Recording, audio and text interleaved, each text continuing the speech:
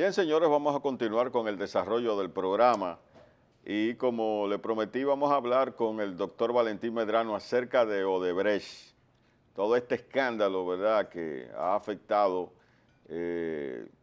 varios países, tanto de América Latina, África, Europa y Estados Unidos, porque hay que señalar que este escándalo ha tenido ramificaciones internacionales. No solamente se ha llevado de paso a figuras importantes de la sociedad brasileña en términos políticos y sociales y empresariales, sino también que ha afectado a otros países. Valentín, hay una reunión de unos 15 ministerios públicos allá en Brasil en torno a este escándalo de Odebrecht. ¿Cómo tú interpretas eso?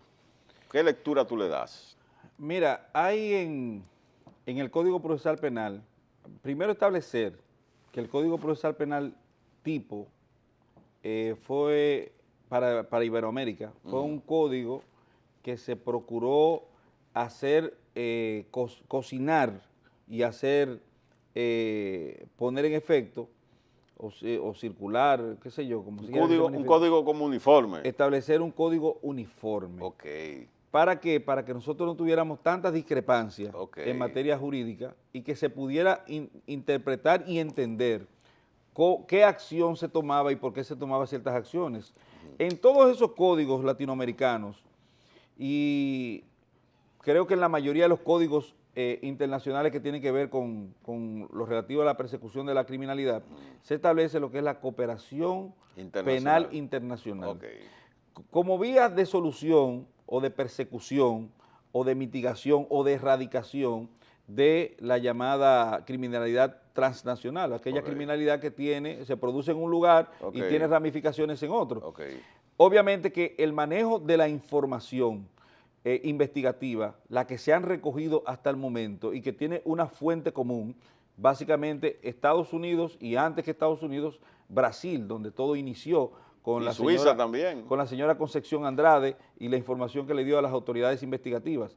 Esas informaciones que se tienen que cruzar para que cada nación saque la parte que compete a su lar y por vía de consecuencia determinar las implicaciones, los ajustes de la conducta a esa norma proscriptiva que se llama soborno por parte de las personas de cada una de esas naciones. Y inclusive podría darse el caso que una misma persona haya participado, pudo haber participado en actos de soborno tanto aquí como en otros lugares. Y eso es importante que las autoridades dominicanas y las autoridades de esas demás 14 naciones que están participando, pues crucen esa información y que tengan, abreven de la fuente. Entonces lo que va a haber es un cruce de información. Bueno, debe haber un cruce de información. En el caso de nosotros no será tanto un cruce de información. Sí. Debe ser una abrevación desde el punto de vista de la sed que tenemos nosotros de conocimiento con respecto a la situación que trata Odebrecht y van a la fuente. La fuente es Brasil, pues entonces en Brasil que nos den todas las informaciones que se tienen. Valentín, pero yo vi una información, ¿verdad?, que señala que eso va a ser a puerta cerrada. ¿Por qué no se le da apertura ahí a la prensa internacional, a todo el mundo, para que sepa por dónde va este caso? Por la misma razón que establecíamos que en el Código Penal tipo para Latinoamérica se insertan una serie de figuras jurídicas y esas figuras jurídicas tienen una forma específica en cómo se desarrollan, en cómo se llevan a efecto en la práctica. Por ejemplo, en el caso de la República Dominicana, igual que muchas de esas naciones, nosotros tenemos el artículo 290 del Código Procesal Penal, que establece la obligatoriedad de la secretud de la etapa preparatoria o investigativa. Quiere decir esto que para salvaguardar que cada una de esas naciones, por ejemplo, las que la tienen, las que no lo tienen, pues puedan ajustarse a ese requerimiento legal, pues se hace por eso a puerta cerrada. La divulgación de las informaciones investigativas está proscrita en nuestro sistema de enjuiciamiento penal. Entonces se puede decir que este caso, por sus características, tiene una importancia regional. Mundial. Es el escándalo más grande de la historia de la humanidad. Sí, ¿de la humanidad? Sí, es el escándalo de soborno más grande de la historia de la humanidad. 788 millones de dólares es el escándalo más grande de la humanidad hasta ahora, hasta el momento. Anteriormente nosotros podíamos hablar de unos cientos de millones de dólares, pero estamos hablando de 788 millones presuntamente detectados como soborno. Y además es la sanción más grave que se le impone a una empresa multinacional hasta el momento. 2.600 millones, eran 4.500 en principio, 2.600 se redujo para atender la capacidad de pago, para no hacer nadie está obligado, ¿verdad?, a lo imposible, para no ser imposible el pago por parte de la empresa. En los Estados Unidos, Brasil y Suiza, el 10% de Estados Unidos, 10% de Suiza y el 80% para Brasil de los 2.600 millones. Quiere decir que Estados Unidos recibe la friolera de 260 millones de dólares, igual que Suiza, y esos son pagaderos a 20 años, 10 a 20 años. Quiere decir que... Ellos hicieron también ese acuerdo allá, pagar de 10 a 20 años esa cantidad. Sí. Okay. Incluso los Estados Unidos, a diferencia de nosotros, te dije, hizo una rebaja sustancial en lo que eran sus pretensiones. Okay. En los Estados Unidos, Suiza y Brasil, porque la multa o la sanción o la indemnización que tenía que pagar Odebrecht en Estados Unidos eran 4.500 millones de dólares. Y se redujo a 2.600 porque hicieron una investigación y observaron que la capacidad de pago de la empresa no iba a alcanzar para poder solventar la sanción que se le estaba imponiendo. Mire, doctor Valentín Medrano, ¿cuál es la importancia, qué importancia tiene que el Procurador General de la República esté en este momento en Brasil participando en esa reunión de ministerios públicos con las autoridades brasileñas? Hay un viejo refrán, una máxima para toda la ciencia, pero nosotros en el derecho la utilizamos, tal vez un poquito más que las demás ciencias. Se dice traductores tradictores. Okay. El que traduce traiciona. No es lo mismo tomar la información de primera mano que te la diga otro. Exacto. Entonces, él ha ido de forma personal a tomar la información para que no digan, para que nadie le cuente. Okay. Entonces, para que nadie se lo cuente también con el color que quiera contárselo. Exacto. Con las visiones, con los prismas de cada uno de esos cristales que la persona ha podido tener o ha usado para ver la información que se requiere. Es bueno que el procurador, como lo ha hecho, se apersone, como lo hicieron otros fiscales generales y fiscales especializados, para que tome él la información de primera mano y venga con ella y la maneje, porque él ha asumido el caso de forma personal, que no tenía la necesidad de hacerlo, pero lo ha hecho con mucha responsabilidad y eso es plausible. O sea, nos manda hasta cierto punto un mensaje esperanzador el hecho de que el mismo procurador, que dicho sea de paso, le quieren endilgar, y yo no creo que sea justo, le quieren endilgar lastres históricos que nosotros tenemos desde ese cuerpo, desde el Ministerio de Justicia de la República Dominicana, que es la Procuraduría General de la República, porque el procurador tiene, ¿cuántos días de haber sido nombrado como procurador? Desde agosto para acá. Sí, meses. Unos pocos meses. Sí. Y todo el histórico de no hacer absolutamente nada en términos de la persecución de la corrupción y de una, claro, todo... De una efectiva persecución de la corrupción. No, porque es cero. La persecución contra la corrupción hasta ahora ha sido cero. Okay. Cero. Y eso se lo quieren endilgar a un procurador que no tiene nada que ver con eso. O sea, él no tiene, como decían en una ocasión con algunos políticos, no tiene ningún tipo de compromiso con el pasado. Eso se lo pueden endilgar a Domínguez Brito, se lo pueden endilgar a todo lo que ha sido Procurador General de la República, si quieren, porque aquí la lucha contra la corrupción es cero. Pero con respecto al procurador hay que darle el beneficio de la duda. Valentín, ¿qué relación hay entre Odebrecht y la financiación de campañas electorales? Porque se ha hecho todo un escándalo con respecto a esto y entonces han vinculado, ¿verdad?, esta financiación de campañas electorales al soborno. Bueno, pero y eso ha afectado a figuras importantes de la política. Como el expresidente peruano, ¿verdad?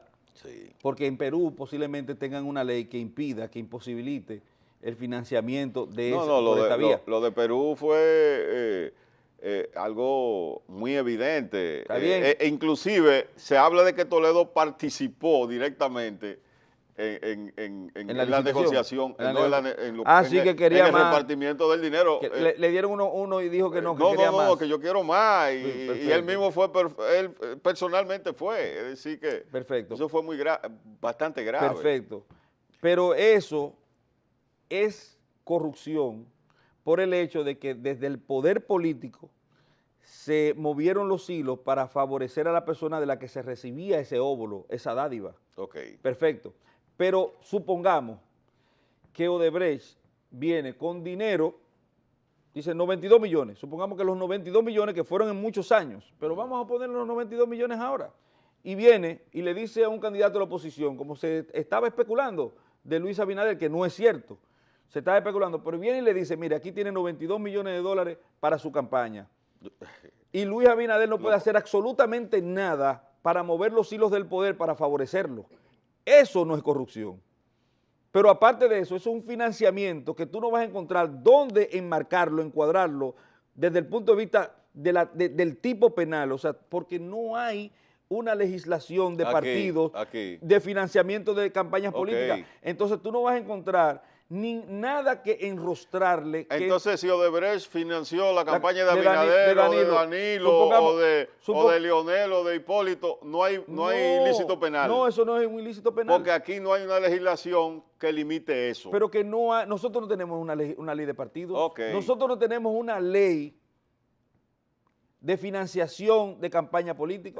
O algo dentro de la ley electoral que establezca ese ítems de forma prohibitiva, ¿entiendes? Se habla de transparencia, todo lo que tú quieras, pero es que lo que te limita a ti es la ley, la proscripción legal. Lo que la ley no señala como ilícito, no hay problema. Eso depende. Lo que la ley no prohíbe, le está permitido al individuo. Artículo 40, numeral 15 de la Constitución ya como de la República. Funcionario público otra cosa. No, no al funcionario público, a la administración pública como tal. Lo que la ley no le autoriza le está prohibido, es al revés. Es al revés. Ahora bien, Odebrecht pudo haber venido y decirle, tenga a Danilo Medina, 92 millones para su campaña. No hay ilícito. No hay, salvo el hecho de que eso se haya comprometido exactamente para favorecerlo. Correcto.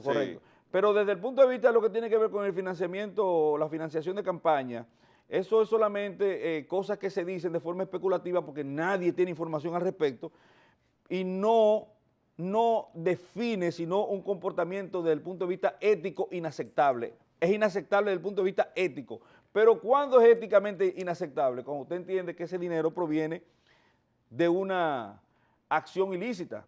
Porque si yo tengo, suponte, 200 millones de dólares, tengo yo, supongamos, y están clarificados, y se saben el origen, y se saben que son legales, y me da la santa voluntad de decirle a alguien, tenga 50 millones de dólares para su campaña electoral. Él está presumiendo que eso viene cliriado, limpio, impoluto, inatacable, y no hay ilícito, pero desde el punto de vista ético, nosotros tenemos que tener reglas claras y límites para la financiación. En Estados Unidos, una persona no puede aportar, sino creo que son $50. 50 dólares. ¿Tú estás entendiendo? Pero nosotros no tenemos ese cuello de botella, que lo necesitamos jurídicamente. Mira, Valentín, yo he leído, ¿verdad?, de que Odebrecht montó todo este entramado de soborno y lavó ese dinero a través de bancos suizos y norteamericanos. Pero no hay gente presa en Suiza y esos bancos han sido cuestionados. ¿Qué pasa ahí? Bueno, eso fue lo que le dio la oportunidad jurídica a los Estados Unidos y a Suiza de actuar en este entramado. Pero ciertamente lo que tú dices es un asunto que preocupa. Entonces. O sea, ¿la ley es igual para todos? Claro. La ley alcanza a todos por igual. Mira, aquí en la República Dominicana, tú tienes un tipo penal, presuntamente, está siendo investigado por un tipo penal y los bancos te devuelven tu dinero, venga a buscar su dinero, porque usted es una persona que a nosotros usted no nos agrada, que es una violación al principio de presunción de inocencia, porque ya de antemano usted está actuando en una actitud condenatoria para una persona que es, según la Constitución, presunto inocente. Okay. Y ellos lo hacen, y dicho sea de paso, eso se suma de forma negativa a los presupuestos culpatorios, no a los presupuestos que deben servir para demostrar el arraigo y la relación social y comercial que la persona tiene. Quiere decir que usted le está produciendo un daño. Lo que pasa es que este es un país que no es un país, todo el mundo sabe que esto no es un país. Esto es una cosa donde vive gente, ¿entiendes? Sí, esto es una cosa donde vive gente, pero, ¿por qué pasa? Porque no hay régimen de consecuencia. Sí. Además, ¿quién le va a meter el pico, como dicen a los bancos? Nadie le va a meter el pico a los bancos. ¿Tú entiendes? ¿Por qué? Porque este no es un país. Señores, ¿tú sabes lo que es una nación? Estados Unidos de América. Donald Trump dijo, 7 países no entran aquí. No, y un juez dijo que no. Y un juez dijo, no, usted se equivocó. Sí. ¿Y quién se atreve aquí a decirle, no al presidente de la República, a un ministro? ¿Quién se atreve a decirle, no, usted no tiene razón? Mira, entonces, ¿por qué los bancos suizos y esos bancos norteamericanos no han sido procesados por lavado de activos? Es sencillo, mira, eso es muy sencillo. Y por ahí fue que se crearon esas plataformas es muy sencillo. Para lavar el dinero y pagar los sobornos. Se crearon y todo lo que usted quiera. Pero yo te voy a poner un ejemplo de una persona prestante y pudiente en la República Dominicana. El señor Vicini, todo el mundo sabe que es sumamente rico. Sí. O el señor Corripio. Sí. Viene donde ti y te dice, mira, aquí hay 200 millones de pesos, transfiéremelo para allí. ¿Qué tú vas a hacer? Transferírselo, porque tú presumes, primero lo que se presume en derecho es la buena fe, y en toda interrelación jurídica. Bueno, pues, y además tú sabes la estela que le precede. Pues. Okay. Odebrecht era una multinacional multimillonaria. Ok, Si con más de 50 años. Si Odebrecht viene al Banco Popular de la República Dominicana o al Banco de Reserva y dice, mire, transfiérame para acá 200 millones, óyeme, ¿tú sabes el origen lícito de eso? Exacto. Entonces, ¿por qué no están presos nadie en Estados Unidos ni en Suiza? Por la presunción de buena fe y el presunto origen lícito, porque ellos no parten del supuesto que venga del narcotráfico o del lavado de activos. Pero, de hecho, ni siquiera viene de ahí. Pero Odebrecht tiene construcciones en Estados Unidos. Todavía vigente. Y ha seguido. Ha seguido, ¿Y sí. por qué? Porque es lo correcto. Porque es lo correcto. Cuando tú le limitas a una persona, lo dice el Código Procesal Penal, cuando tú condenas a una persona a una privación de libertad, tú no le cercenas ninguno de los otros derechos que tiene. No. Tienes aperturado todos sus demás derechos. Y la única forma de tú afectarle esos derechos es con una condena de forma irrevocable. Entonces, si por ejemplo Odebrecht fue sancionada por una multa o como se le quiera llamar, una indemnización o lo que sea, los otros derechos como participar, incluso para asegurar la capacidad de pago, es permitirle que siga desarrollándose, que siga trabajando. Ok. O sea, eso no tiene nada de malo. Bien, señores. Foro 45, información para el cambio, pausa comercial.